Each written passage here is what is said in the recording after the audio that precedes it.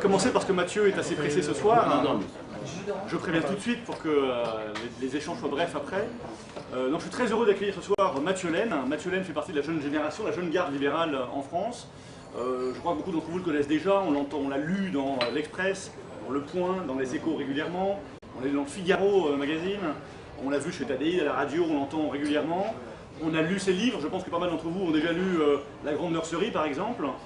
Mathieu est également éditeur d'une série qui s'appelle Réponse fausse. Idée fausse, vraie réponse. Ouais. Idée fausse, vraie réponse. Cécile Philippe a publié un numéro sur l'environnement. Toi-même, tu as publié le premier numéro.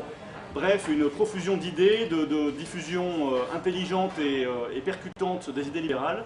Ce soir, il est là pour nous présenter sa dernière œuvre, qui est un gros travail qui s'appelle le Dictionnaire du libéralisme et qui est publié chez Larousse, un éditeur de référence dans le sujet le plus objectif, le plus neutre possible. Mathieu, parle-nous de ton dictionnaire. Merci infiniment. Merci d'être là malgré la pluie. Et merci à toi Aurélien de ton invitation plus qu'amicale. Et tu sais combien je suis admiratif de tout ce que tu fais. Et je crois que tout à l'heure on pourra parler de ça justement, de quelle tactique, quelle stratégie mettre en œuvre pour que ces idées puissent un jour ou l'autre, je vais dire, convaincre un peu plus nos dirigeants politiques, ce serait déjà pas mal. Alors l'idée du dictionnaire, eh bien, elle est venue de Larousse d'abord, puisque c'est Larousse qui est venu me voir pour me proposer de le faire. Donc je ne pouvais pas dire non, parce que j'avais très peur qu'un dictionnaire du libéralisme soit rédigé par un anti-libéral. Et je me suis dit, autant qu'il soit rédigé par un libéral. J'étais d'ailleurs sensible à la ligne éditoriale de Larousse, a posteriori, mais je ne suis pas certain qu'ils s'en soient totalement rendu compte. Mais puisque le dictionnaire du communisme a été rédigé par Stéphane Courtois, qui est un anticommuniste, et le dictionnaire du libéralisme a été rédigé, en tout cas piloté par un libéral. Je trouvais que la ligne était pas mal.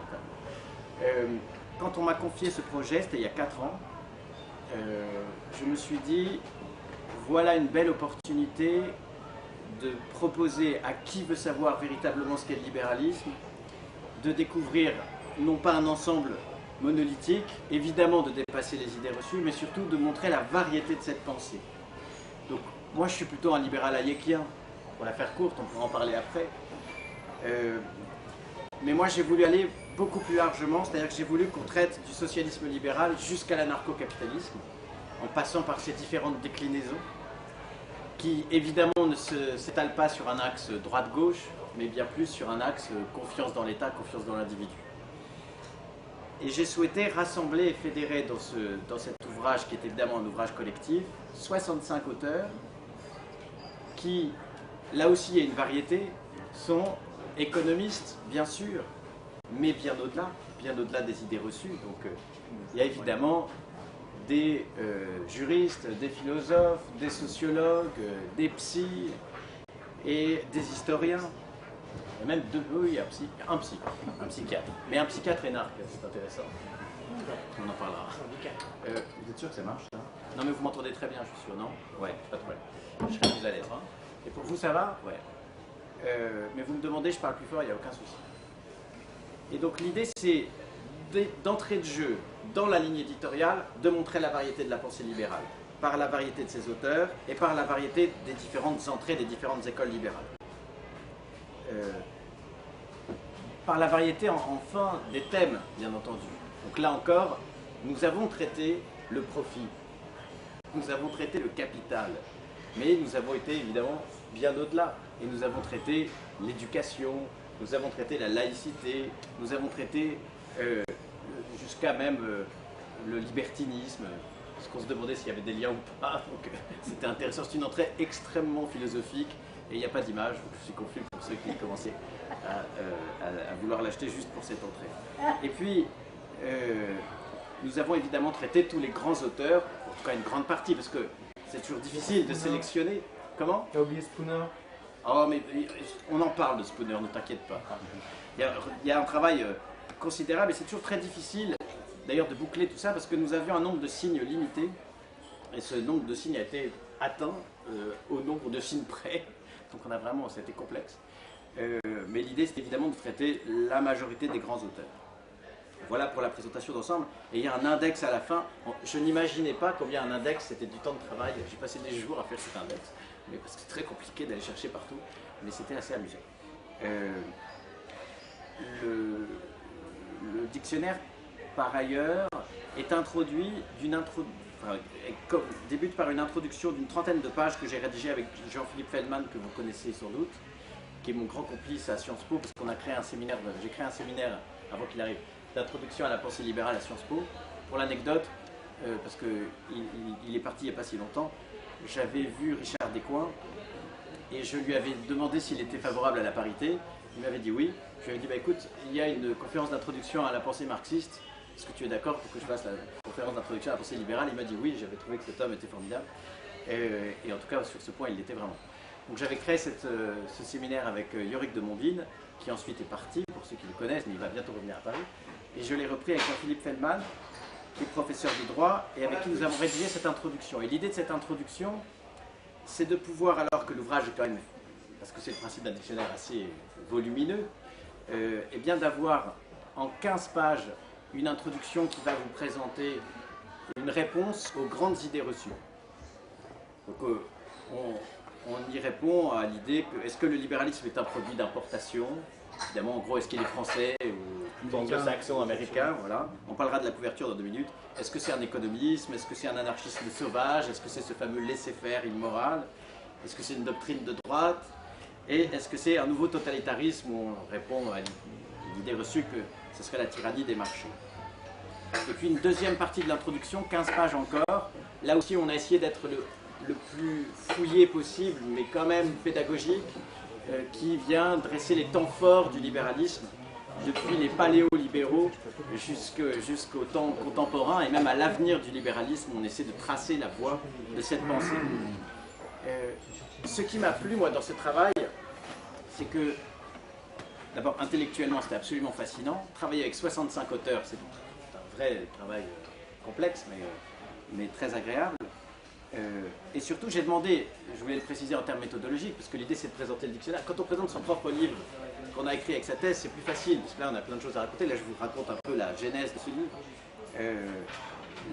J'ai demandé à chaque auteur, qui évidemment porte sa propre parole, donc un auteur libéral autrichien par exemple, ou hayekien pour être plus clair, sur la concurrence, va vouloir venir expliquer combien eh bien, la concurrence apparaît en tout cas dès lors qu'il y a libre entrée sur le marché. Et on n'a pas besoin d'aller attendre ces fameuses 5 conditions de la concurrence pure et parfaite qui sont un mythe parfaitement dénoncé par ailleurs.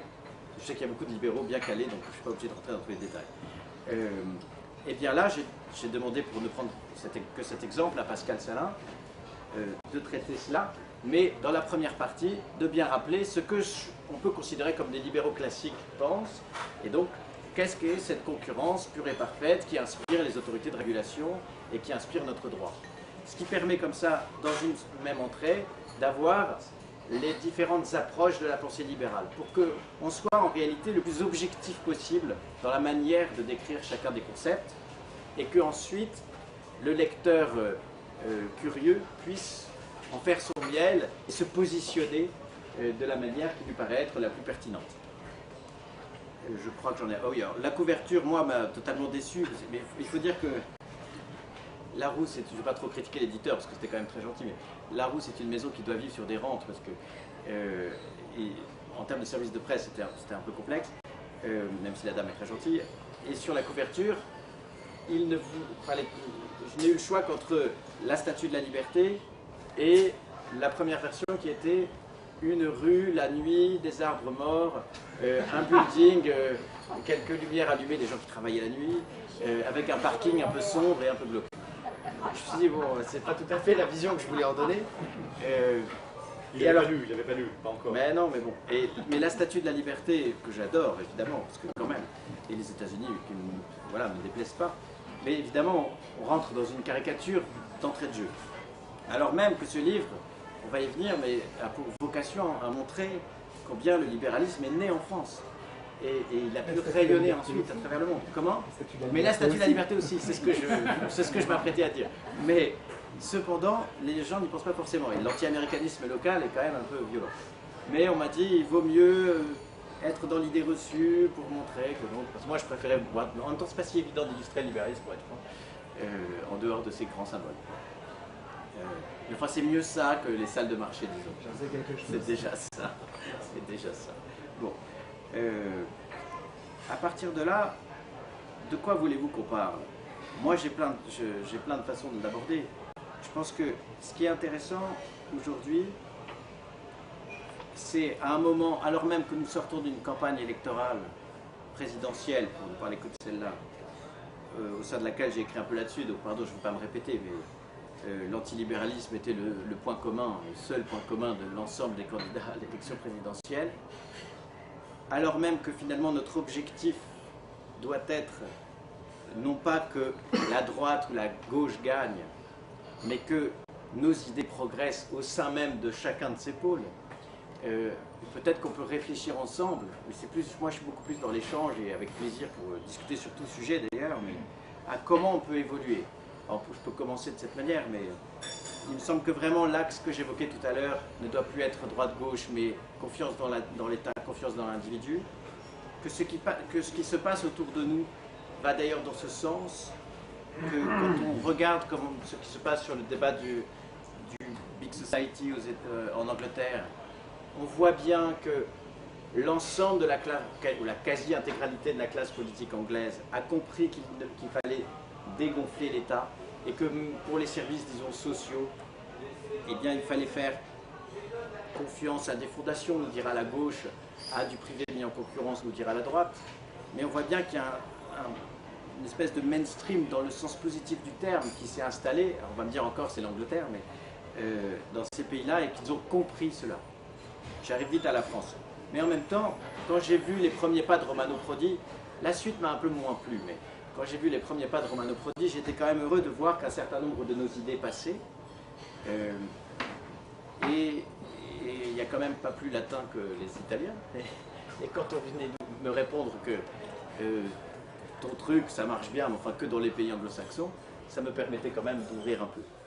On voit aussi dans ce livre combien, encore une fois, ce libéralisme, en tout cas au XVIIIe et au XIXe siècle, il a été positionné à gauche. On sait pourquoi, évidemment, je ne vais pas vous le redire ici, mais en tout cas, on voit bien que le libéralisme peut être défini comme la protection de la plus petite des minorités, l'individu, et qu'il est là, et que c'est une pensée qui entend protéger l'homme contre tous les pouvoirs, donc, y compris privés, donc, tous les pouvoirs qui viendraient abuser.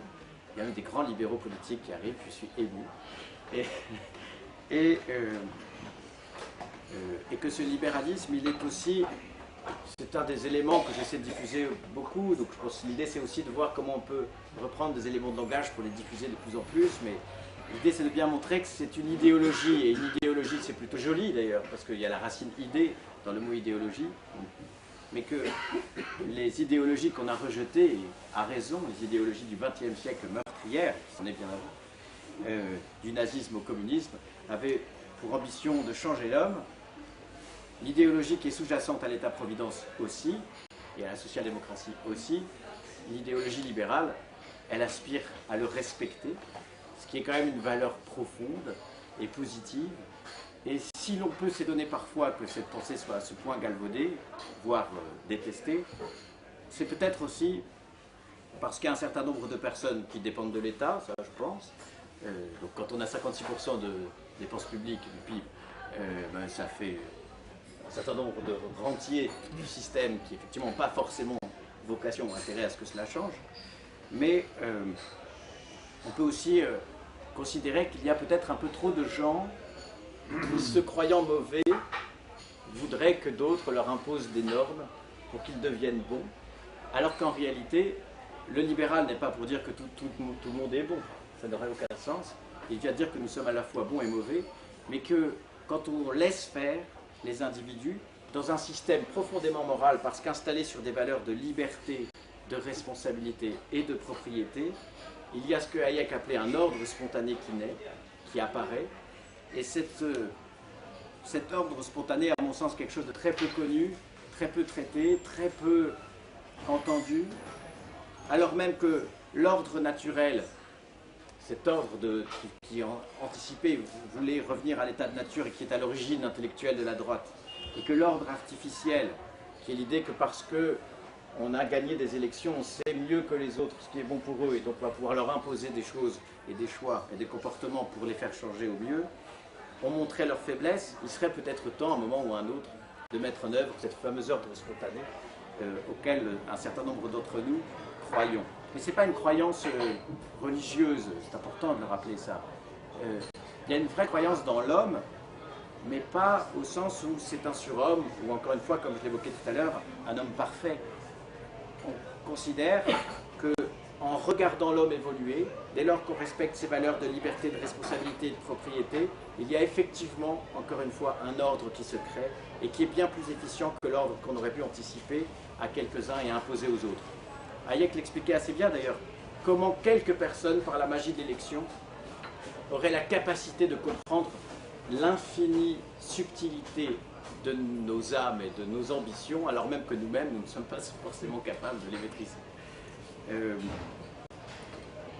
À partir de là, peut-être qu'on peut ouvrir une discussion sur soit ce qu'est le libéralisme, soit sur les concepts qui sont à l'intérieur de ce livre, soit peut-être sur la situation actuelle et ce qu'on pourrait en faire. Quelques petits mots. Moi, j'étais, sur ce dernier point, j'étais très ému de la disparition d'Olivier Ferrand parce que c'était devenu un vrai ami, on se voyait beaucoup et en fait, pour l'anecdote, les médias nous ont pas mal affrontés à un moment et quand même de temps en temps, assez souvent d'ailleurs, on était assez d'accord, donc on éclatait de rire. Par exemple, Olivier Ferrand, il expliquait que le système d'État-providence est totalement défaillant puisqu'il n'aide pas les gens qui en ont véritablement besoin et que la pauvreté progresse. Et moi je disais, mais c'est tout à fait un constat des libéraux. Et il considérait que l'État-providence aidait les insiders et pas les outsiders. Et que, moi j'expliquais que, ben oui, c'est exactement ce qu'ont décrit les économistes du public choice. Ils ont bien montré que les hommes politiques avaient face à eux un marché, une clientèle, et qu'ils recherchaient cette clientèle, et que, en le faisant, eh bien, ils choisissaient au-delà même de leurs idéologies, si tant est qu'ils avaient des idées. Et donc on voit bien qu'on a un certain nombre de grands principes, mais qui ne sont pas mis en œuvre au service des gens qui en auraient véritablement besoin. Et à part les anarcho-capitalistes et certains libertariens, qui sont très intéressants à étudier, que moi ça me fascine, moi j'adore mettre 25 étudiants de Sciences Po devant un texte de Rothbard, c'est totalement fascinant à regarder. Je dirais éventuellement la différence, j'ai jamais compris. La différence entre libertarien et anarcho-capitaliste. Alors elle est assez ténue, mais c'est vrai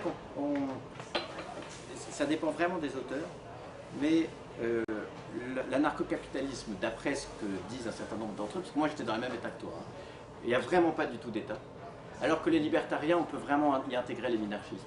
Donc c'est quelque chose, un certain nombre de personnes considèrent que dans le libertarien, il y a anarcho-capitaliste et minarchiste, et d'autres considèrent que les libertariens ne sont absolument pas anarcho-capitalistes. En gros, les anarcho-capitalistes viennent dire aux libertariens, vous n'êtes pas comme nous, donc vous êtes des libertariens. J'ai vu aux États-Unis, il y a un mouvement de left libertarians, en tout cas une page Facebook, qui se définissent comme des libertariens, mais qui étendent leur minarchisme à l'éducation et à la santé.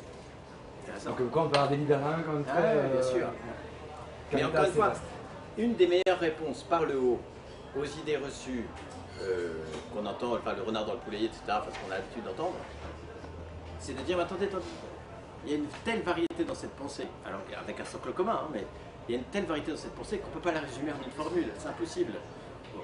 Alors, c'est vrai que ça doit faire 700 pages, c'est un peu trop pour répondre aux 34 pages de Stéphane Hessel, mais c'est pas l'objectif. L'idée, c'est de, peut-être les 15 premières pages à la limite, mais l'idée, c'était véritablement de faire une somme, ça n'existait pas, il n'y avait pas de dictionnaire du libéralisme, ça n'existe d'ailleurs pas à l'étranger non plus, ce qui m'a vraiment surpris, ou peut-être qu'ils n'en ont pas besoin, mais si quand même. Donc il y a un dictionnaire du libertarianisme, mais pas un dictionnaire du libéralisme, et d'ailleurs il doit être traduit dans beaucoup de langues, là j'y travaille beaucoup, ce qui est très agréable, parce que les Français, on peut être libéral et patriote, hein, c'est pas incompatible, les Français il y a quelques étrangers d'ailleurs là-dedans, mais si les Français en grande partie sont à l'origine d'un dictionnaire traduit comme cela devrait l'être en arabe, en chinois, etc., moi je suis enchanté. Donc voilà, ça fait partie comment dirais-je, c'est un travail de fond, un travail absolument fantastique à faire. C'est la première et dernière fois de ma vie que je lis un dictionnaire du début à la fin 4 fois, même une fois je ne ferai plus, mais on apprend immensément Et puis au sortir de ça, je me suis dit, ouais, je suis vraiment libéral, ce qui m'a plutôt... voilà, j'étais pas inquiet, mais j'ai vraiment appris énormément et j'ai encore à apprendre parce qu'en le relisant, on voit bien tout ça. Un des autres avantages, je trouve, de la formule du dictionnaire, c'est que on peut picorer dans un dictionnaire, donc on peut aller comme ça piocher. Je reviens à Olivier Ferrand. Je trouve que, encore une fois, ce garçon s'est vraiment affronté humainement, il était fantastique, c'était vraiment devenu quelqu'un de formidable, mais il était effectivement fondamentalement socialiste, mais il avait envie de déringardiser son parti, il s'assumait comme... Mais il s'assumait social, il aurait dit progressiste, mais il s'assumait pas, il était au Parti Socialiste, et il a porté ses couleurs, mais il avait véritablement envie, comme nous, je pense, de déringardiser la classe politique, et il s'était notamment occupé de son camp. Et quand on voit Terra Nova, créé en 2008, et tout ce que ça a pu faire en 4 ans, et l'influence que ça a pu avoir, je trouve que c'est une très très belle leçon. Et d'ailleurs, on s'est retrouvés à l'enterrement avec Alain Madelin, et on pleurait tous les deux. Parce que ça fait partie de... Quand on est libéral, on aime le débat d'idées, on aime la confrontation des idées contraires. On n'est pas du tout comme certains voudraient nous caricaturer, enfermés dans une cabine téléphonique entre nous à vouloir être le chef, parce que peut-être qu'il fut un temps c'était le cas maintenant. À mon sens, je le souhaite en tout cas, ce n'est vraiment plus le cas, en tout cas c'est pas mon approche.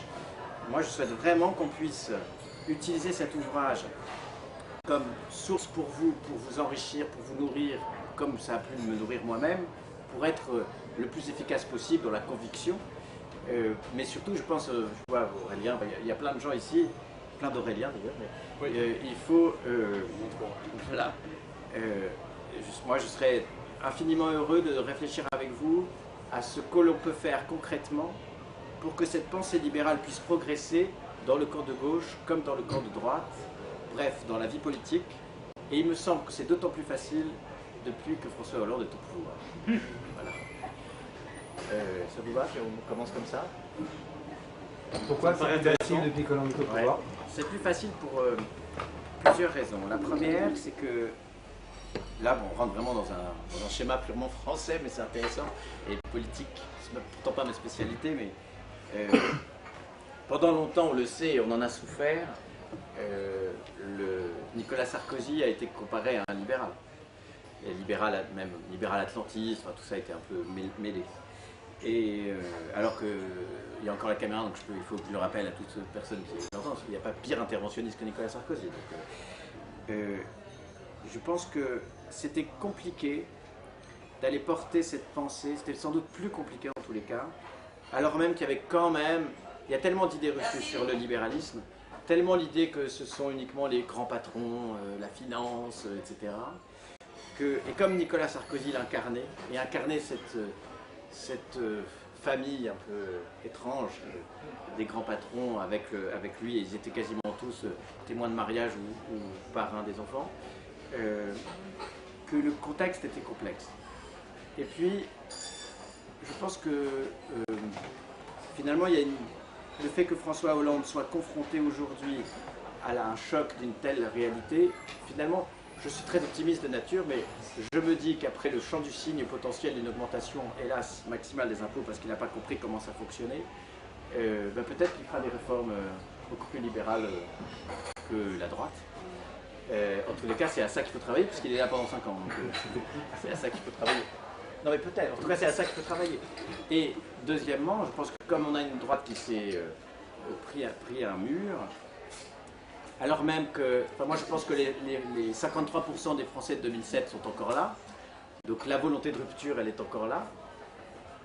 On a quand même un bon travail de pédagogie encore à faire sur la crise et ses origines, mais cette volonté de changer les choses, elle existe. Et s'il a échoué, c'est précisément parce qu'il n'a pas traité cela, il n'a pas fait la rupture qu'il avait annoncée. Eh bien, il faut qu'on travaille également avec la droite. Toute personne qui veut nous écouter, moi je suis évidemment ouvert à toutes les... Enfin, je rencontre un certain nombre d'ailleurs, mais... pour que le constat ne parte pas dans les deux mauvais sens que l'on perçoit aujourd'hui. Nous avons échoué parce que nous n'étions pas assez à droite. Là, c'est quand même un peu fort. Et nous avons échoué parce que nous n'avons pas été assez sociaux, si je puis dire, mais dans le mauvais sens du terme. Et je pense qu'il y a un vrai challenge pour nous tous à essayer de les convaincre, et de convaincre par la base comme par le haut, que s'ils ont échoué, c'est parce qu'ils n'ont pas fait la rupture, qu'ils ont oublié leur clientèle électorale, qu'il faut leur parler tactique. Et moi, pour le coup, je parlais à un certain nombre d'entre eux à l'époque, en disant je ne connais pas de business dans lequel on a une clientèle et on se détourne de sa clientèle pour aller en trouver une autre. Je ne comprends pas. Mais qu'il y a un vrai discours libéral de droite, ça pourrait être un discours libéral qui vient expliquer comment on peut relancer une société avec des bonnes incitations au soutien des entrepreneurs, au soutien de la croissance évidemment, parce qu'ils sont tous à l'invoquer et à faire des incantations, mais n'ont pas bien regardé ailleurs comment ça marchait manifestement. Je ne sais pas si vous avez vu, j'ai fait un papier avec Frédéric Sauté dans Les Échos il n'y a pas si longtemps, où nous nous étonnions du G8, de ces 8 grands pays qui donnent des leçons au monde entier alors qu'ils sont tous malades. Et nous avons proposé un G8 ou un G16, dans lequel nous listions un certain nombre de pays qui sont mis en avant dans l'Index of Economic Freedom, y compris des grands pays, hein, et dans lequel on avait même fini par mettre l'Allemagne. Et dont les points communs, en gros, étaient à la fois plus de liberté, bien sûr, un droit du travail plus flexible, une fiscalité pas trop pénalisante et une capacité à mettre en œuvre des réformes vite et à les faire vraiment. Et donc tout ça, ça devrait être au cœur d'une réflexion de la droite. Oui, bien sûr qu'il y avait la Suède dedans. Bien sûr. C'est pour ça. Et donc, les libéraux, la chance des libéraux, c'est qu'ils ne sont reconnus ni à droite ni à gauche, donc nous pouvons parler à la droite et à la gauche. Et donc nous avons la... en tout cas, pour ma part, c'est ce que je fais. Et même les entrées à l'Élysée sont plus faciles aujourd'hui qu'elles ne l'étaient auparavant. Et c'est certain. Donc on est dans un... Alors, que les gens de droite et qui s'estiment de droite, et avec tout le respect que j'ai pour ça, le fassent dans leur camp, que les gens de gauche qui s'estiment de gauche, et avec tout le respect que j'ai pour ça, le fassent également, mais avec des idées libérales pour déringardiser chacun des camps. Pourquoi je dis déringardiser? Parce que mettre ces deux camps à l'heure du monde, ça doit être, à mon sens, notre objectif commun. Ce que je voudrais ajouter là, c'est que mon sentiment de libéral, je disais ça parce que comme on est plus nombreux, il y a peut-être certaines personnes qui entendent mal au fond de la salle, mon sentiment c'est que les idées libérales ont connu une résurgence au début des années 2000. Il y a un héros qui veut rester inconnu, mais qu'on va quand même citer, Fabrice Ribet, qui a lancé un forum libertarien pur qui s'appelle libéraux.org. C'est un forum de castagne permanente, hein, il faut le dire. Les gens qui ne sont pas habitués, qui débarquent sur ce forum, sont assez effrayés. Mais ce forum a relancé toute la pensée auprès d'une nouvelle génération. Et beaucoup de jeunes libéraux, dont je fais partie, ont découvert cette pensée sur ce forum, qui a incité à aller lire des auteurs, qui avait un site qui s'appelle Catalaxia à côté, qui décortiquait des textes. Et donc, Fabrice, qui a travaillé jour et nuit à mettre en ligne des textes, à animer un débat, toujours en retrait, vous ne pouvez pas l'entendre, allez sur internet, tapez son nom, vous ne le trouverez pas. C'est lui qui a vraiment lancé le mouvement. Liberté Chérie est né, est devenu libéral et a commencé ses actions sous l'influence de ce Fabrice Ribet, qui est haut fonctionnaire. Il y a beaucoup de libéraux qui sont hauts fonctionnaires, c'est leur péché. Oui. Bon. Mais c'est pas grave, mais il y a des énarques très bien qui sont libéraux. Comme les banquiers, ils sortent des mêmes écoles. Mais donc, ce que je veux dire, c'est que pendant 10 ans, on a eu une renaissance de ce courant de pensée en France, chez des jeunes assez radicaux, et qu'on commence depuis peut-être un an ou deux à atteindre un niveau de maturité. Parce qu'on a des auteurs et des jeunes penseurs qui ont produit une qualité de travail concrète, c'est-à-dire qu'on n'est plus dans la grande théorie très éthérée, qui est nécessaire, mais on arrive à palper une vision de la liberté dans la réalité française qu'on subit tous les jours.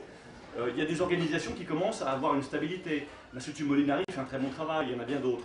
Donc cette maturité, elle exige de nous aussi un travail de remise en question et d'acceptation des règles du jeu. On est dans un pays avec 65 millions d'habitants, avec des règles du jeu dans le domaine politique, de financement public, de verrouillage, de non proportionnel, etc. Dans le monde associatif, il y a des règles du jeu, dans le monde des médias, des règles du jeu. Et maintenant qu'on a acquis cette maturité, il faut qu'on accepte ces règles du jeu et qu'on joue avec. Et les refuser, ça nous coupe de toute une population et de tout un public qui n'est pas forcément hostile à ce qu'on dit, parce que le mot libéral, effectivement, fait peur à beaucoup de gens, mais finalement, quand on discute avec ces gens-là calmement autour d'une table et surtout avec un bon verre, on se rend compte que des idées, on est assez proches. Ceux qui craignent le libéralisme sont tout à fait ouverts aux propositions libérales et au courant libéral. Donc derrière l'étiquette, ce qu'il faut, c'est rentrer dans ce jeu de la communication, dans ce jeu des rapports de force politiques, dans ce jeu du monde associatif, dans ce monde de la communication vraiment permanente, des réseaux sociaux, des blogs, des sites, des livres, et faire passer des idées selon sa sensibilité, en se reniant pas évidemment, en acceptant le débat, mais sans avoir cette immaturité qu'on a connue au début de sécession permanente, de remise de clivage entre les uns et les autres, on ne se parle plus. Il faut accepter nos différences et travailler d'une manière coordonnée. Et je crois qu'aujourd'hui on en est prêt, et c'est peut-être ce qui fait notre force, surtout qu'on arrive dans une crise financière qui est quand même historique, qui n'a pas démarré. Alors on parle de crise, pas de crise, ensuite c'est un débat, mais non seulement Hollande est là, et c'est vrai qu'on a une gauche qui a tous les pouvoirs, donc il n'y a plus personne à droite qui a les manettes, ce qui n'est pas si mal pour la droite, ça fait un ménage. Et puis ensuite, on a une crise qui se profile là, et on voit bien que les premières réponses de Hollande ne correspondent pas du tout à la nécessité de la crise. Donc voilà, on a un vrai espace, on a cette maturité, on a beaucoup de jeunes, on a un réseau national et même international. Gaspard Koenig, qui ne peut pas être là ce soir parce qu'il est à Londres, a fait une très belle campagne à Londres aux législatives et il s'est fait entendre jusqu'en France où on a parlé. Donc on voit bien que le réseau libéral nouveau, jeune, décapant, un peu impertinent, se fait entendre. Et Mathieu est un des premiers à se faire entendre vraiment dans les grands médias, avec sa neutralité, avec son recul. Alors il y a des plus anciens, il y a Philippe Manière qui est très étonnant et très décapant, qui lui appelle plutôt à basculer vers la gauche. En même temps, bon, il y a un côté iconoclaste, le débat reste ouvert. Moi je ne crois pas encore à la maturité de la gauche pour accepter ça. Pas encore, merci. Mais il faut des poissons pilotes, il faut de tout. Je pense que les différents fait un travail étonnant et que même si c'était pas très libéral, il y avait des idées très percutantes dedans. Donc voilà, tout est ouvert, mais il faut accepter les règles du jeu, il faut les comprendre, il faut les admettre et ensuite il faut jouer avec. Voilà, c'est tout ce que, puisqu'on défend le marché, acceptons aussi que le marché des idées c'est un marché comme les autres et que si on refuse les règles de ce marché, c'est pas la peine de faire la leçon sur les marchés en général. Je suis d'accord. Je suis d'autant plus d'accord qu'il faut absolument sortir d'une forme d'autisme et même d'aigreur d'un certain nombre de libéraux qu'on a pu croiser et qui sont un peu aigris parfois parce qu'ils se disent entre eux combien on est intelligent et on ne comprend pas pourquoi les autres n'entendent pas nos idées. Non mais c'est pas possible ça, donc il faut nous-mêmes être chacun d'entre nous ici, porter véritablement cette parole, travailler. Moi je crois beaucoup aux vertus du travail, enfin, ça fait partie de notre discours, donc il faut que nous travaillions sur la bataille des idées. Et il y avait une bonne leçon d'ailleurs avant l'arrivée de Thatcher, et vous devez connaître ça par cœur, vous savez combien le terrain avait été préparé par un certain nombre d'intellectuels à l'Institute of Economic Affairs, et que cette leçon avait été incarnée par Anthony Fisher, vous savez, qui avait fait un industriel qui avait fait fortune, anglais, qui avait fait fortune aux États-Unis, et qui était revenu dans cette Angleterre tenue par les syndicats où le taux marginal de l'impôt sur le revenu avait atteint les 80 ou 85%, et où tout s'effondrait, où l'Angleterre était le pays le plus pauvre d'Europe. Et s'était dit, j'ai quelques moyens, je vais me lancer en politique, et je vais aller voir ce professeur Hayek qui donne des cours à la London School of Economics pour lui demander de me rédiger un programme. Et Hayek lui avait répondu, c'est une énorme erreur, on ne gagne pas une bataille politique tant qu'on n'a pas gagné la bataille des idées. Et il avait bien raison, mais bien sûr. Et donc, je crois que beaucoup de gens, et c'est normal, beaucoup de gens ont donné, notamment des gens de la génération précédente, qui sont nos maîtres, qu'il faut respecter, qui nous ont tellement appris. Beaucoup de gens ont donné, et pour eux c'est dur, parce que c'est long, et on peut passer une vie, 2 vies, 3 vies de libéraux peut-être, j'en sais rien moi, à essayer de convaincre et porter et pousser. Mais c'est pas grave, peu importe. L'idée c'est qu'un jour on puisse l'emporter. Et je crois tellement en l'homme, nous croyons tellement en l'homme, nous croyons tellement dans ses idées. Merci de l'ajouter, mais je crois que tu avais compris combien c'était intégré. Et nous croyons tellement en ces valeurs-là et aux valeurs du travail, je le répète, je pense être un combattant des idées, c'est aller dans ce sens, c'est véritablement travailler ses idées pour être en permanence dans la confrontation des idées avec les autres, pas simplement parler entre soi, mais convaincre, aller au-delà et aller au combat intellectuel. Et je pense qu'il faut y aller avec le sourire. Je pense qu'il y a beaucoup trop de libéraux qui font la tête, on ne peut pas dire autre chose, et qui sont prétentieux. Beaucoup de ressentiment. Et donc, ouais, parce qu'il y a beaucoup d'aigreur, beaucoup de tout ça. Et donc, il faut y aller, et encore une fois, c'est parce que je suis marqué et ému du départ de mon grand ami, mais je pense qu'Olivier Ferrand incarnait ça, et il l'a très bien marqué, il était toujours gentil, toujours bienveillant, toujours à l'écoute des autres, et débattre avec lui, c'était un bonheur. Et donc il faut le faire de cette manière. Le libéralisme est tellement chargé d'idées négatives, d'idées lourdes, de grands méchants, etc., alors qu'on ne l'est pas, nous en tout cas ici, semble-t-il. Eh bien il faut montrer qu'on a ce libéralisme souriant. Je me permets d'en parler parce que ça fait partie de la tactique aussi, mais en réalité c'est ce que nous sommes au fond. Voilà. Je suis bien loin des idées de ce dictionnaire évidemment, mais enfin, si vous voulez on peut aller plus profond dans les différents thèmes. Je vais dire deux choses. La première, effectivement, il ne faut pas désespérer. J'étais très surpris d'entendre ce matin sur BFM que selon un sondage, la majorité des Français aujourd'hui seraient favorables à une réduction du nombre de fonctionnaires. On n'avait jamais vu.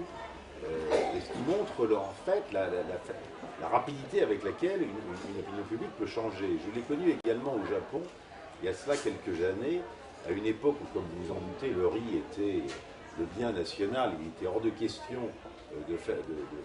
d'autoriser des importations de riz. Eh bien, le gouvernement, pour avoir la possibilité de rentrer à l'OMC, a lancé une campagne très habile d'ailleurs, très astucieuse, pour faciliter les importations de riz, et ça a eu lieu en l'espace d'un mois. Dans un autre domaine, il y a une chose qui m'a paru extrêmement navrante pour les libéraux, c'est l'affaire des subprimes. Alors qu'en réalité, contrairement à ce qui est dit couramment, l'affaire des subprimes ne vient pas du tout des banquiers, même si les banquiers ont participé. En fait, à l'origine, il n'est absolument pas suffisamment dit que ce sont les lois passées par le Congrès démocrate à l'époque de Clinton donnant le droit à tout Américain à être propriétaire qui a permis cette espèce de déresponsabilisation générale, y compris des banquiers, effectivement, puisque à partir du moment où ils travaillaient sans risque, effectivement, à ce moment-là, pourquoi limiter les opérations, puisque plus personne n'est responsable de quoi que ce soit. Ça, il me semble. On était arrivé, vous vous souvenez, il y a même un sénateur démocrate qui est connu, dont j'ai oublié le nom, qui avait même fait passer un décret permettant à Fannie Mae et à Freddie Mac de ne pas publier l'état de leur compte parce que cela permettrait de réaliser qu'il y avait quelques problèmes. Donc le rôle du politique dans cette crise me paraît tout à fait fondamental et a été complètement négligé dans les médias français. Je crois que je suis évidemment très sensible à votre intervention parce que vous touchez au cœur une grande difficulté des libéraux depuis 4 ans, qui est évidemment de nous être affrontés à cette crise qui effectivement a pour origine l'intervention publique, non seulement effectivement ces lois, et notamment sous Clinton, qui ont quasiment forcé les banques à prêter à des gens qui n'en avaient pas les moyens. Donc les arbres ne montant pas jusqu'au ciel, les prix montaient, mais il y a un moment ou un autre, ça s'est cassé, et où finalement, quand il a fallu revendre et qu'on n'avait pas le patrimoine pour le faire, on a, en tout cas, rembourser son crédit, on n'avait pas le capital pour le faire, même quand on revendait la maison, on n'avait pas la capacité de le faire. Donc, ça, c'est finalement la conséquence c'est la conséquence d'un interventionnisme sans doute bienveillant, sans doute tactique aussi. À la fois, d'ailleurs, les républicains n'y étaient pas hostiles parce qu'ils considéraient que quand les gens étaient propriétaires, ils votaient à droite. Les gens de gauche disaient, mais quand on est propriétaire, c'est social, que ça fait du bien, et donc ils vont voter pour nous.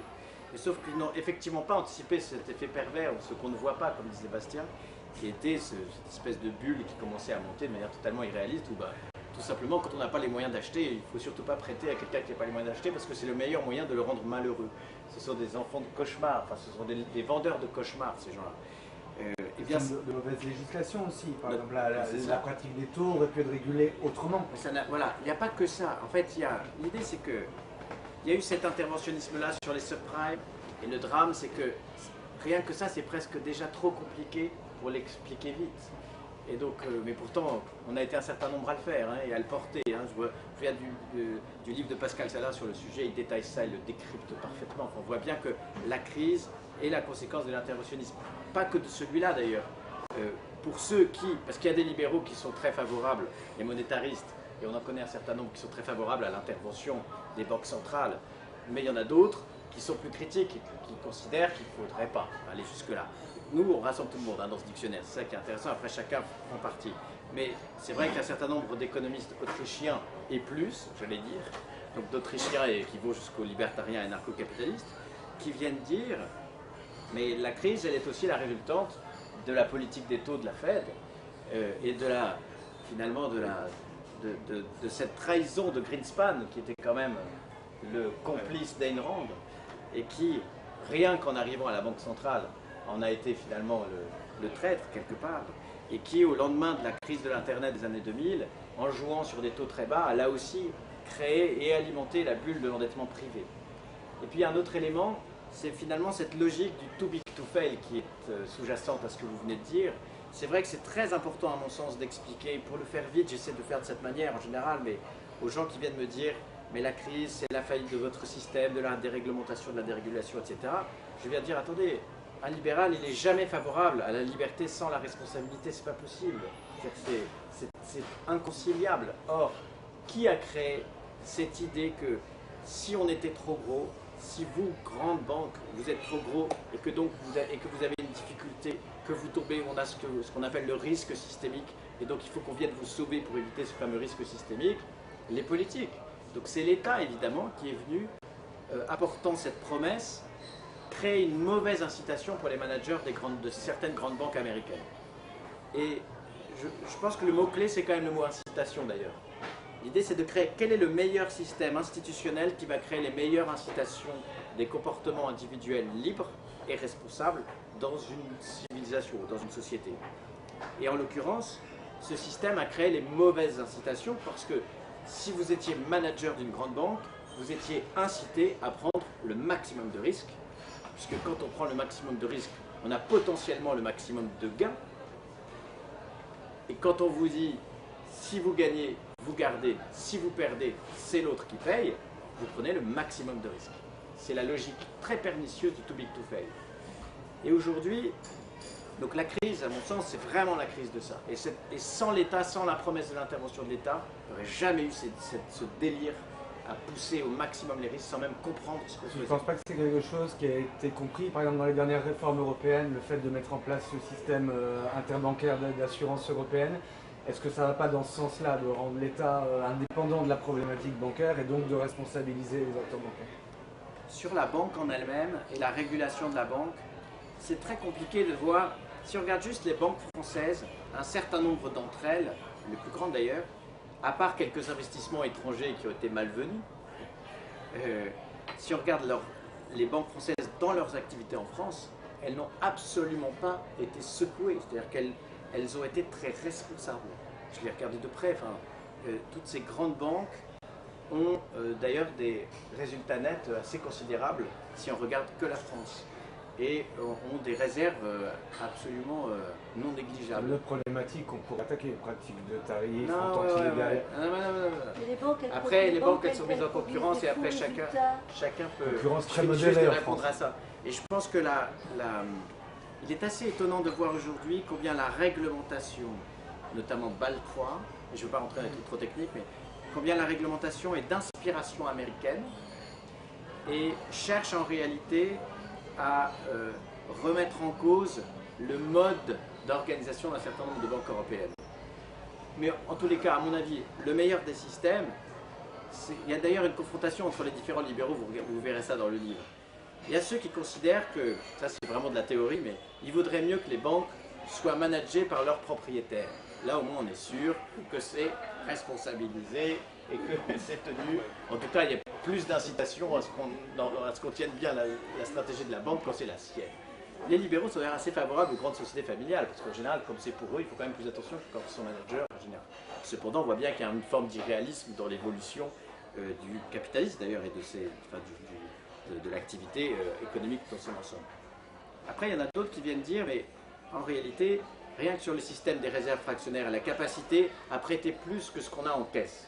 Il y a certains libéraux, sur la même logique, qui sont très dans la lignée de Rothbard, qui viennent dire on ne prête pas plus que ce qu'on a en caisse.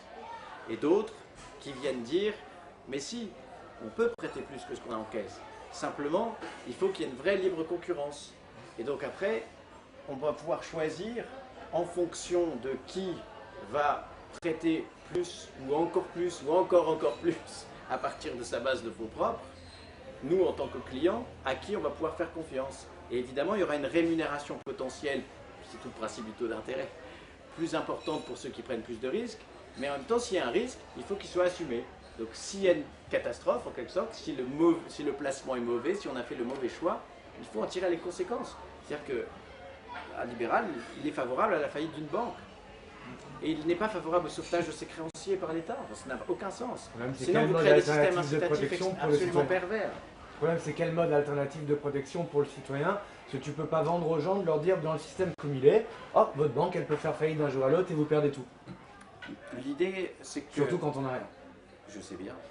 Mais sauf que, sans faire de rhétorique, toutes les personnes qui ont été soi-disant protégées par le système qui était évoqué par monsieur, à qui on leur promettait même d'avoir une maison, sont tombées dans un effondrement. Et de la même manière, pour tous les placements, toutes les banques, etc., je pense que dès lors que vous êtes dans une situation de concurrence, de liberté et de responsabilité, et où les choses et les règles sont claires, vous allez avoir un comportement, une incitation naturelle, mais de la personne... Enfin, il ne faut jamais considérer que les gens sont totalement idiots quand même. Et ben, à se dire qu'on va effectivement mettre, ne pas forcément mettre tous ses œufs dans le même panier ou hedger ses positions en fonction de à qui on parle. Quel est le point de vue libéral alors entre séparation entre activité de détail et activité de marché? C'est bien. Ouais. Je voudrais dire une chose à propos des banques. Effectivement, au niveau des banques, il y a un problème de clarté. Le libéralisme suppose la clarté. Est-ce qu'il n'y a pas une opacité fondamentale du système financier? En particulier, est-ce qu'il n'y a pas une opacité fondamentale dans le système financier, en particulier dans le hors-bilan, dans le placement dans les paradis fiscaux? Comment peut-on faire confiance à des bilans bancaires français ou américains quand tout est finalement dissimulé? Effectivement, la responsabilité repose sur un choix, sur une clarté, sur une confiance qui est à la base de l'économie, du commerce et de l'industrie. Comment peut-on faire confiance si les bilans sont faux et totalement dissimulés? C'est le cas d'Enron. Enron avait totalement dissimulé sa comptabilité. C'est le cas. C'est pas le problème de banque, c'est le problème d'Enron. C'est le problème des banques en particulier. Non, c'est le problème d'Enron. Non, j'évoque un cas extrême. J'évoque un cas extrême et qui est diffusé à tous les niveaux en fait. Quelle est la fiabilité qu'on peut porter sur des comptabilités actuelles? La difficulté d'aborder la question des paradis fiscaux, des hedge funds, des banques d'investissement, des banques de dépôt. Je vous rappelle que la première banque qui a fait faillite c'est en Europe, enfin en Europe non continentale, c'est Northern Rock, qui n'a aucune salle de marché, qui est une banque de crédit de base avec des guichets. Donc c'est les hedge funds qui s'installent dans les pays, les fameux paradis fiscaux, qui n'ont de paradisiaque que relativement à notre enfer fiscal à nous. Parce que finalement, il y a quand même une autorité monétaire et des obligations de transparence. Allez ouvrir un compte là-bas, vous verrez que c'est pas simple. Il y a beaucoup de documents exigés, parce que c'est très compliqué d'ouvrir un compte, c'est très surveillé. Par contre, il n'y a pas de fiscalité. Donc les fonds s'installent là-bas pour des raisons essentiellement fiscales. La transparence, elle existe, simplement, il n'y a pas d'impôt. Ça avantage beaucoup de monde. Les hedge funds, c'est un peu l'anti-modèle des banques. Un hedge fund, c'est quoi? C'est un fonds avec des effets de levier importants, mais dans lequel les gérants mettent leur argent en priorité. C'est-à-dire que leur patrimoine, ils ont l'obligation de mettre leur patrimoine dans le hedge fund qu'ils gèrent. Après, ils font appel à des clients. Et quand les clients perdent de l'argent, eux-mêmes, ils perdent leur propre patrimoine. Ce qui crée un bon système d'incitation. Ce sont des caisses de retraite. Pardon? Ce sont aussi souvent des caisses de retraite. On parle des hedge funds qui sont les fonds les plus spéculatifs. Il y a des fonds de pension qui sont beaucoup plus tempérés, il y a des fonds monétaires, il y a plein de catégories de fonds avec des réglementations, des normes, etc. Donc, le hedge fund qui est le fonds le plus libre, c'est un fonds aussi qui est le plus responsable et qui a... Il y a eu des fonds qui ont fermé, mais globalement, c'est pas eux qui ont plus souffert de la crise, parce que, encore une fois, ils ont leur argent dans leur caisse, et c'est pas l'argent que des autres. Les banques, il y a un problème de gouvernance des grandes sociétés qu'a évoqué Mathieu. La réponse, c'est les bonnes incitations et puis la transparence. Quand aujourd'hui un comité de rémunération peut décider de la rémunération du PDG sans consulter les actionnaires, et que ça reste dans l'opacité, c'est vrai qu'il y a un problème de responsabilité derrière. Et quand les comités de rémunération sont les mêmes copains qui sont dans les différents conseils entre eux, là, il y a un problème de copinage. Et je suis assez étonné de voir que les premiers bouleversements de cette gouvernance ne viennent pas, les premiers changements ne viennent pas de la France, qui pourtant a un État fort, qui sait ce qui est bon pour les citoyens et les entreprises. Ça vient du monde sauvage anglo-saxon, où les actionnaires minoritaires ont commencé à s'organiser pour se rebeller et ont fait tomber les bonus des dirigeants, voire même fait tomber les dirigeants tout seuls, hein, ce qui n'est pas une mauvaise chose parfois. Donc l'aspect rémunération ne va pas venir d'une loi comme on veut le faire en France où on encadre les salaires, plutôt d'une gouvernance transparente dans laquelle les actionnaires prennent leurs responsabilités. Concernant les paradis fiscaux, encore une fois, les grands caïmans qui sont souvent pointés du doigt, c'est très compliqué d'ouvrir un compte là-bas. Ils sont sur la crainte il y a plusieurs craintes dans ce qu'on appelle paradis fiscal. Donc il y a un mélange ambigu. Il y a la crainte du blanchiment. Le blanchiment, c'est quoi? C'est un cartel de la drogue qui va blanchir son argent en ouvrant un compte. Au Grand Caïman, c'est totalement impossible. Parce que les documents que vous devez fournir, la solidité financière et la transparence à garantir, rendent les choses impossibles. Je ne suis pas capable d'ouvrir un compte au Grand Caïman demain, et une société bidon ne peut pas non plus. Donc le blanchiment, c'est un problème. Alors, il y a des États qui permettent à des fonds douteux de se placer et d'ouvrir un compte. Après, il y a la fiscalité. Et la fiscalité, encore une fois, je rappelle qu'il y a des États américains, où dans les États-Unis, on ne parle pas d'îles un peu sauvages, aux États-Unis, vous avez des États qui n'appliquent pas de taxes sur les sociétés. Ça s'appelle un paradis fiscal, le Nevada par exemple. Donc le paradis fiscal, c'est d'abord la fiscalité. Moi j'ai toujours préféré le paradis fiscal à l'enfer fiscal. Oui, C'est une mauvaise formule. je voudrais dire deux, trois trucs là-dessus, si tu me permets de rentrer. Mais c'est pas forcément l'angle dissonner un peu. le plus. Je suis totalement d'accord avec une partie de ce que tu as dit sur les hedge funds par exemple, je suis en accord. Par contre, je voulais dire plusieurs petites choses sur cette histoire de paradis fiscal. D'abord, le terme de paradis fiscal, je suis d'accord avec vous que c'est un très mauvais terme, qui n'existe qu'en français d'ailleurs, je crois. En Amérique, on parle de pays non coopératifs, on ne parle pas de paradis fiscal. Si un paradis fiscal, c'était un pays qui a moins d'impôts que les autres, en gérant ses comptes autrement, ça ne poserait de problème à personne, donc ne parlons pas de paradis fiscaux. Par contre, je suis du coup en désaccord total. Alors, je ne connais pas techniquement les îles Caïmans, tu connais certainement ça mieux que moi. Mais moi, ce qui me semble être le problème d'un paradis fiscal, c'est... D'ailleurs, tu l'expliques bien en disant que tu n'as pas le droit d'y ouvrir un compte, qu'il ne s'agit absolument pas d'un pays normal dans lequel on pourrait ouvrir un compte parce que la fiscalité y est plus intéressante. Le problème... Non, mais c'est pas... Justement, si c'était les résidents qui ouvraient les comptes, il n'y aurait pas beaucoup de comptes. Ce sont les pays qui ont des centaines de millions de comptes alors qu'ils ont quelques dizaines de milliers d'habitants. La façon dont moi je le retournerais, le vrai problème des, entre guillemets, paradis fiscaux, c'est la question des prix de transfert. Si c'était des usines qui allaient s'installer là-bas, comme elles vont s'installer en Chine ou en Thaïlande parce qu'elles payent moins d'impôts, parce qu'elles payent moins de salaires, etc., ça serait une logique libérale. Or, ce qu'on a là-bas, c'est uniquement des systèmes administratifs, c'est-à-dire uniquement des sièges sociaux et des banques qui vont s'y installer pour truquer les prix de transfert. Ça n'a absolument rien à voir avec le marché et avec la liberté de s'installer là-bas pour profiter d'une meilleure fiscalité. Ce sont uniquement des entités bancaires réservant la possibilité d'ouvrir un compte à des grandes sociétés ou à je ne sais pas quel organisme pour jouer sur les prix de transfert. Juste pour finir, pour te montrer qu'il n'y a pas de mauvaises intentions dans ce que je dis, on pourrait y répondre de façon libérale en disant qu'en fait il suffirait de supprimer tout impôt sur les sociétés en le transférant soit à la production, soit à la consommation, et du jour au lendemain, plus de prix de transfert, plus de paradis fiscaux. Sachant qu'un impôt sur la consommation est nécessairement un impôt sur la production. Oui, mais elle se fait, c'est-à-dire elle se fait à l'endroit réel. Elle se fait soit à l'endroit où les gens travaillent et produisent, soit à l'endroit où les gens consomment. Or là, ce qu'on a, c'est des trucs fabriqués en Chine pour 5 euros, qui sont facturés à un truc bidon dans les îles Caïmans, qui sont refacturés en France à 50 euros. C'est-à-dire là-dessus, il y a 45 euros sur lequel personne ne paye d'impôts. C'est juste ça n'a rien à voir avec une bonne fiscalité. Non mais c'est terminé ça. Ça c'était... les prix de transfert, c'est pas terminé. Mais si, c'est complètement terminé. Sarkozy a fait ce qu'il a dit. Mais non. Les prix de transfert, c'est complètement... Vous n'avez pas eu une seule société au Caïmans maintenant qui s'amuse ou qui pourrait s'amuser à faire ce genre de manipulation. Pourquoi? Parce que la société se ferait complètement redresser immédiatement. Pourquoi? Au nom justement, au nom de l'abus de droit. C'est illégal. Par qui elle se ferait redresser alors? Par la fiscalité française. Vous allez à Bercy, vous allez voir le département. Je ne comprends pas ce qu'il y a d'illégal en France. C'est considéré comme un abus de droit. Ah, s'il y a des lois qui l'empêchent, Oui, non, c'est complètement fini ça. Ça, c'est complètement terminé. Et ce que je voudrais dire pour revenir sur le point... On rentre dans un sujet extrêmement technique et ardu, mais je ne suis pas sûr qu'on ait ce soit le sujet qui parle. C'est pas technique, c'est un gros sujet. Oui, mais dans le détail, c'est très technique parce qu'en fait, le paradis fiscal qu'on accuse, dans la réalité, c'est pas l'image grotesque qu'on balance dessus. Il y a des défiscalisations légales, admises, puisque beaucoup sont sur la liste grise, voire blanche maintenant, ont été réintroduits dans le monde coopératif. Donc je crois qu'il y a d'autres sujets plus importants en termes de société française. Donc il y a une bonne régulation là-dessus. Aurélien, après monsieur. Oui, très positivement. Juste pour changer un peu de sujet, Mathieu, est-ce que tu pourrais nous parler, s'il te plaît, de choses qui me semblent très importantes aujourd'hui, le post-politique et la prophétie d'Alran et Orly Lyon. Alors, le post-politique, avant-dernier ouvrage de Mathieu. Non mais ça, il est gentil. Non mais alors, et en lien avec la prophétie d'Alran, donc on va commencer par elle quand même.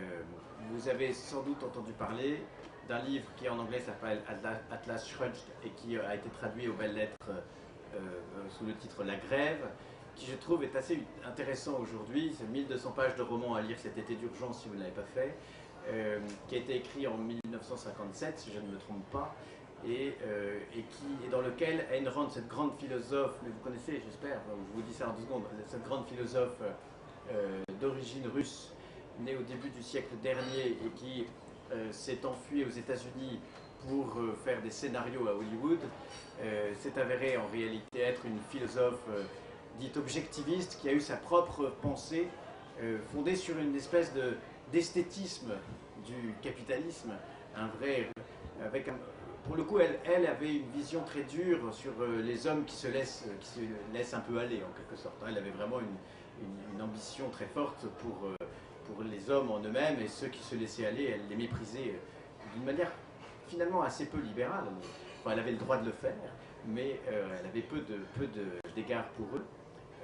Et elle a écrit ce livre, qui est un livre majeur, qui a été vendu à plus de 10 millions d'exemplaires aux États-Unis, et à chaque fois qu'une crise repart aux États-Unis, les ventes de ce livre repartent aussi, ce qui est assez intéressant.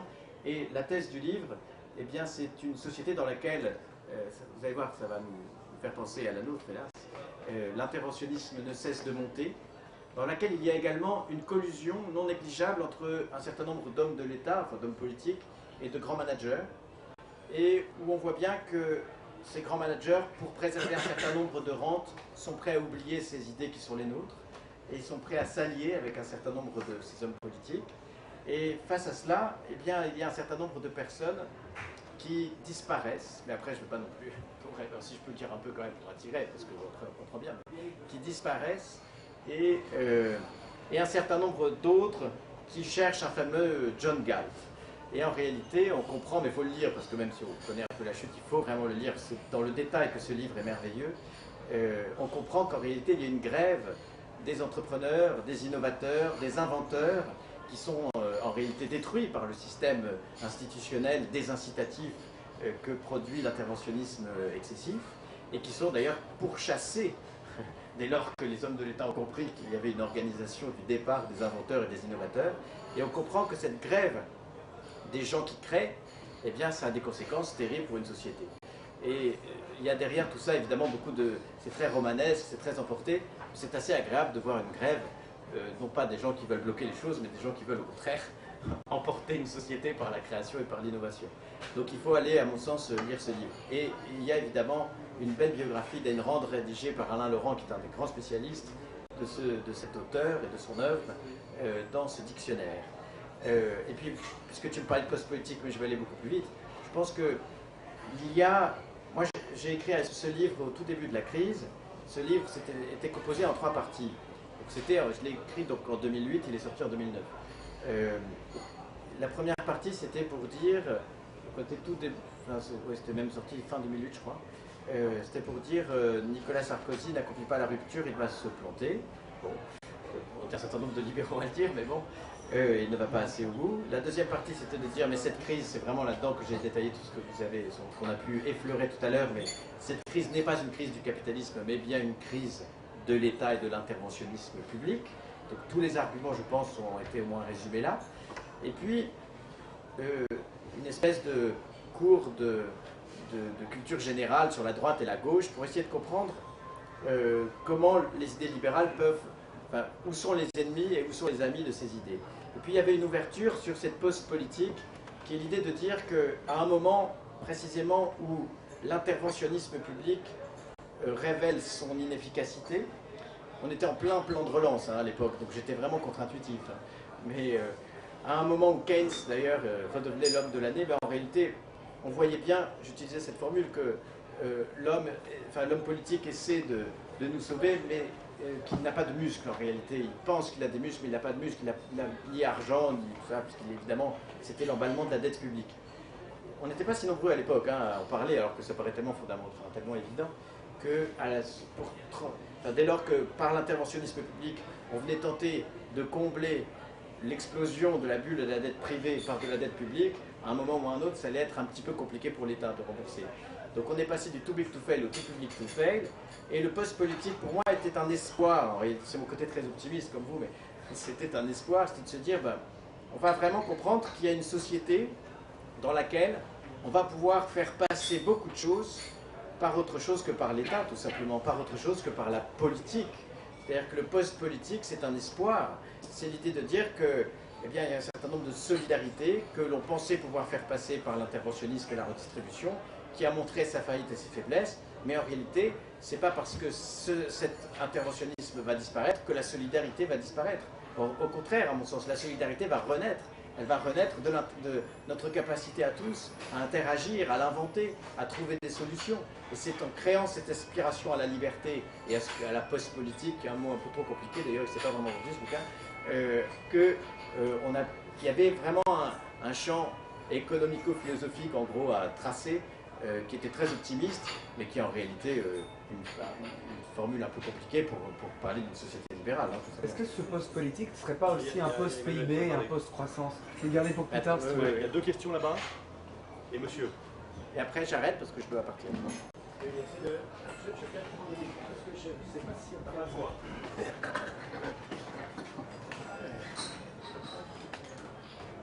Merci de cette analyse et je voudrais en fait revenir sur ce que vous avez évoqué qui est le rôle des think tanks et qui est tellement important, qui a été tellement important, notamment en Grande-Bretagne. Vous avez eu raison de souligner ce qu'a été le rôle de l'IEA, donc où a été formée Margaret Thatcher, notamment, et qui joue un rôle aujourd'hui d'influence tout à fait considérable que l'on ne connaît pas en France.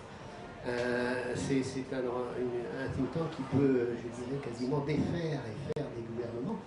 Un article publié par un chroniqueur de l'IEA est lu avec beaucoup d'attention par un ministre pour que ça s'adresse à lui. Ça, nous ne le connaissons pas en France, nous ne l'avons pas connu. Et même si la situation est peut-être en train de changer, vous évoquiez effectivement le fait que les think tanks sont peut-être mieux reçus aujourd'hui à l'Élysée, j'en suis témoin. Le think tank auquel je pense a mis 4 ans pour être reçu par un conseiller de Sarkozy. Il a mis 4 semaines, mais pas 4 semaines, pour être reçu par un conseiller de Hollande. Donc c'est dire que la situation peut-être les frappes, en l'occurrence, alors ça ne préjuge pas de ce qu'ils vont faire. Mais au moins, peut-être sont-ils conscients, je parle du gouvernement actuel, que la situation a changé, qu'on est arrivé au bout du bout d'un modèle et que, peut-être, je pense à un exemple précis qui est que ils ont annoncé qu'ils avaient supprimé 2 fonctionnaires sur 3. Hollande n'était pas au courant, pardon. Enfin bref, il se trouve que c'est ce qu'ils ont annoncé, alors que Sarkozy, c'était 1 sur 2, je le rappelle quand même. Bon, ne rêvons pas, ça reste quand même des socialistes et des socialistes à la française. Donc, mais ma question était en fait beaucoup plus en rapport avec la situation française, de l'articulation entre les think tanks et les partis politiques, qui a trouvé en fait son lien avec Margaret Thatcher, que nous ne connaissons pas en France. Et je dirais le devenir de l'organisation, le lien que l'on doit trouver, à l'image en fait de ce qui s'est passé en Grande-Bretagne. Je voudrais revenir sur la façon de changer les esprits par rapport au libéralisme. D'ailleurs, ce qu'on vient d'entendre déjà, c'est un moyen, c'est les think tanks. Mais je voudrais d'abord avoir votre retour sur les échos que vous avez dans votre enseignement à Sciences Po. Ça m'intéresserait. Et deuxièmement, je voudrais mentionner 2 domaines où je ne suis pas sûr que nous fassions suffisamment. Le premier, c'est l'éducation nationale, parce que tout ça passe par la formation des esprits à la base. Et quand on regarde les programmes d'économie, plus généralement de formation des esprits de nos enfants ou petits-enfants, il y a de quoi prendre le vertige et tomber à la renverse.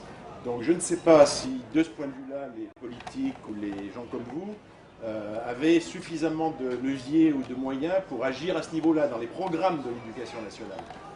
Et troisièmement, les journalistes, parce que quand ce n'est pas l'éducation nationale, c'est les journalistes qui répandent la bonne parole.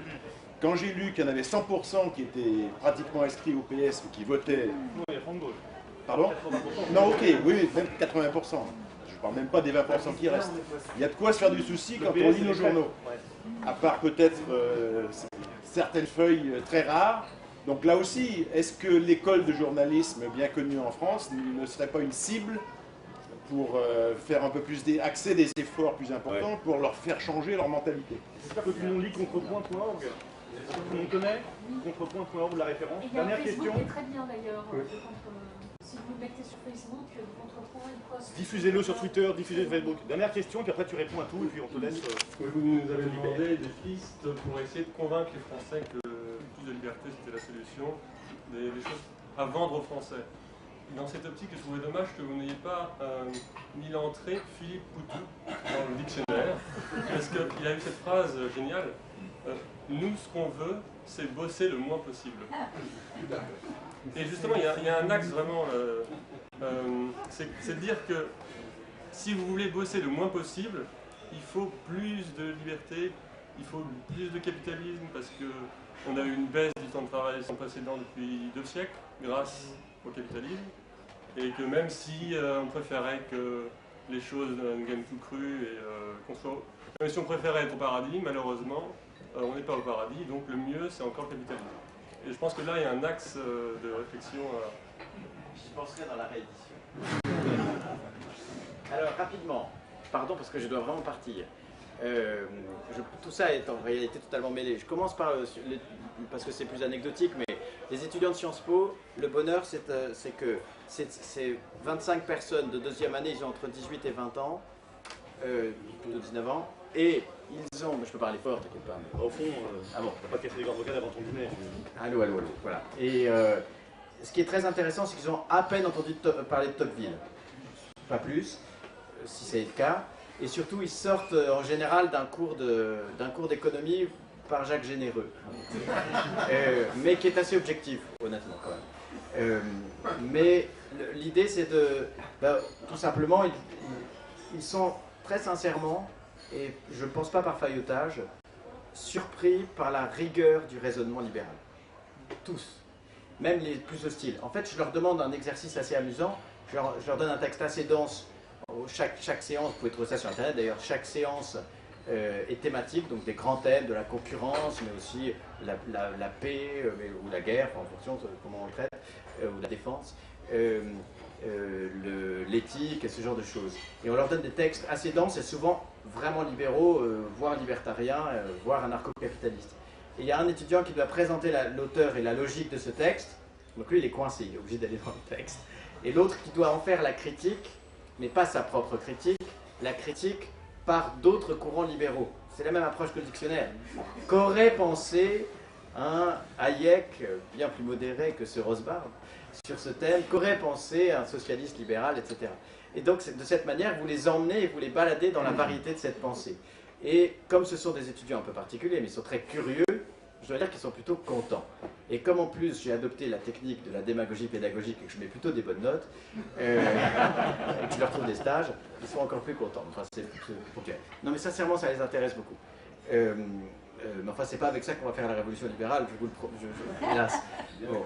Les think tanks, évidemment, c'est un axe, c'est difficile. Je trouve que, pour prendre l'exemple que vous évoquiez tout à l'heure, le travail d'Agnès Verdier est juste fantastique. Donc on voit bien combien il suffit de l'énergie de quelques personnes bien structurées qui savent emmener la production des idées et qui savent inciter les gens à produire des travaux de qualité pour ensuite les porter dans les médias et ensuite aller accéder jusqu'au pouvoir.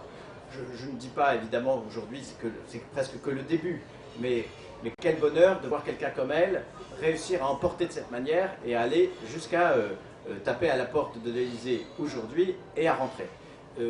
On vit la même expérience. D'ailleurs, moi je vais assez souvent là-bas et je discute avec un conseiller, mais bien placé, et qui est très ouvert à nos idées, et on cherche, je vais même vous dire comment je fais, je cherche avec lui le bon moyen pour... Il faut parler aux politiques de manière tactique. Il n'y a que ça qui l'intéresse, c'est comment je vais être réélu plus tard. Comment Hollande peut être réélu, évidemment pas par l'extrême gauche la prochaine fois, puisqu'ils vont être forcément déçus, ils le sont déjà. Donc il ne pourrait être potentiellement réélu que par les socialistes et le centre. Et donc il va falloir qu'ils puissent avoir des résultats, et ensuite trouver quel est le bon discours socialo- ou hollando-compatible qui puisse accompagner par exemple un discours une ambition de réforme du droit du travail. C'est tout à fait possible, enfin, c'est vraiment ce qui s'est passé avec Pearson en Suède. C'est-à-dire qu'il a, à la fois, il était dans une démarche d'augmentation des impôts, mais il a été dans une démarche de flexibilisation du droit du travail. Alors je sais, comme vous dites, c'est le socialisme à la française, donc c'est dur.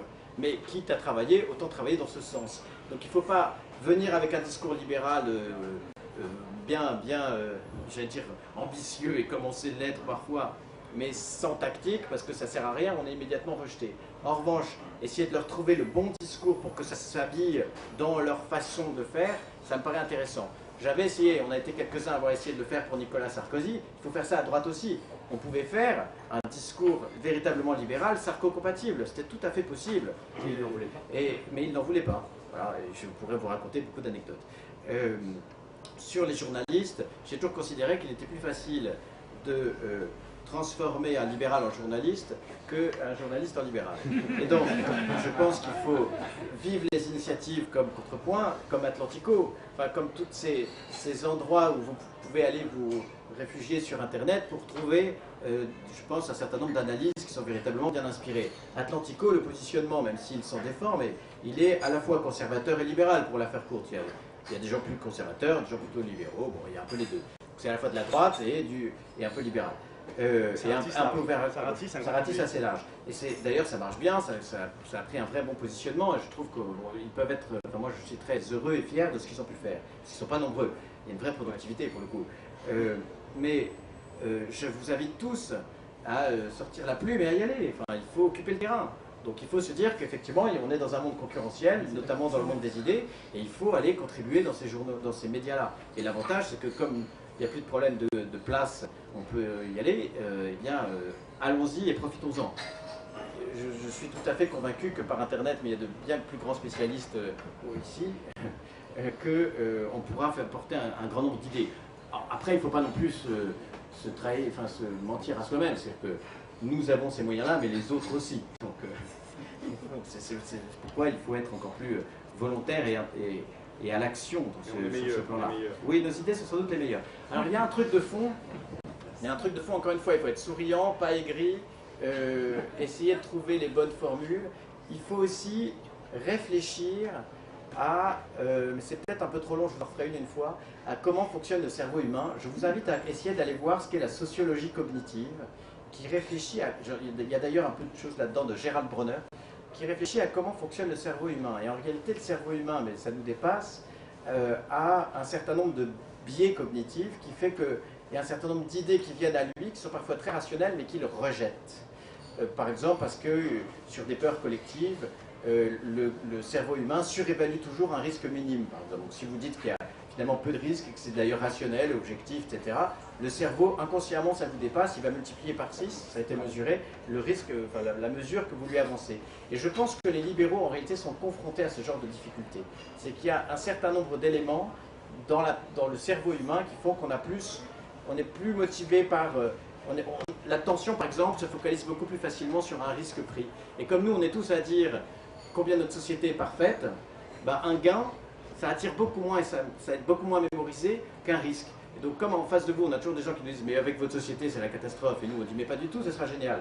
Ben, en réalité, vous avez celui qui porte la catastrophe qui est beaucoup plus audible et beaucoup plus à l'écoute de tout ça. Et je pense que dans la science cognitive, on va trouver des recettes pour formuler au mieux nos arguments et être plus facilement audible et mémorisé. C'est quelque chose qui avait été théorisé au début d'Alternative Libérale par ton prédécesseur au programme, je ne sais plus comment, je ne me souviens plus sur son nom maintenant, et qui avait introduit l'idée d'allocation universelle chez Alternative Libérale. Sur base, l'idée c'était de dire face à une France qui est en crise, angoissée, avec des problèmes de chômage, etc., si on arrive juste en disant on va augmenter les possibilités de risque, personne, jamais mécaniquement, ils peuvent voter. Donc pour pouvoir leur faire accepter des réformes libérales, il fallait d'abord créer un filet de sécurité. Et Christine Boutin d'ailleurs partage cette idée. Alors, merci à toi Mathieu Laine. Merci beaucoup pour cette intervention. Comme tu as dit qu'on mettrait ça...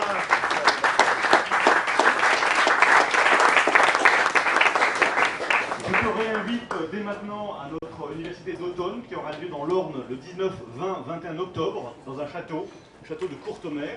Donc je ne sais pas qui, on a des pistes, mais vous serez au courant au fur et à mesure de nos réponses.